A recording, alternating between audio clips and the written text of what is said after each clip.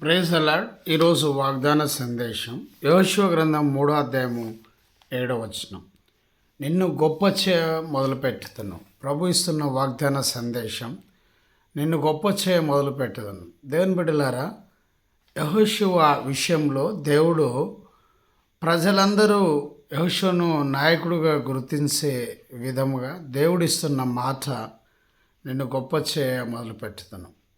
ప్రజలందరూ నిన్ను గుర్తించే రీతిగా దేవుడు నిన్ను గొప్ప చేయ మొదలు పెడతాడు. దేవుడు నిన్ను గొప్ప చేయాలంటే ఏమి చేయాలో మనం చూసుకుందాం.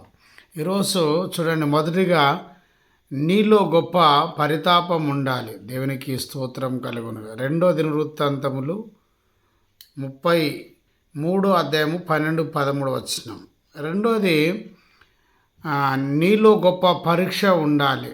దేవుని బిడ్డలారా, ఆదికాండం 22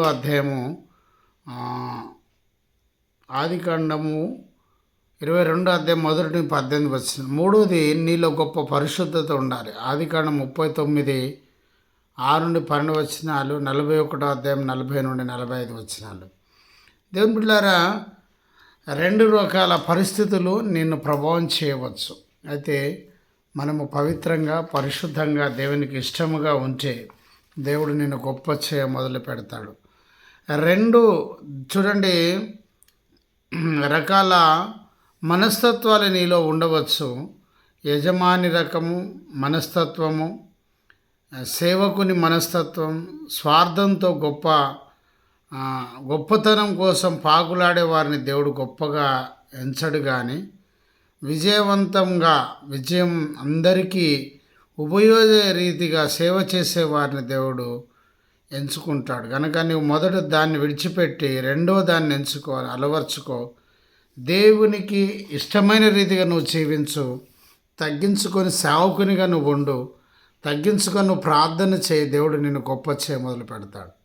నువ్వు గొప్ప ఉన్నత స్థితిలో నువ్వు ఉంటావు.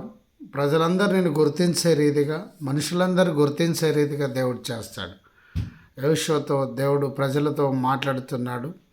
యెహోషువ గ్రంథం 3:7 నిన్ను గొప్ప చేయ మొదలు పెట్టదు. దేవుడు గొప్ప చేయ మొదలు పెడితే నీ జీవితం మారిపోతుంది, నీ పరిస్థితి మారిపోతుంది, నీ కుటుంబం మారిపోతుంది.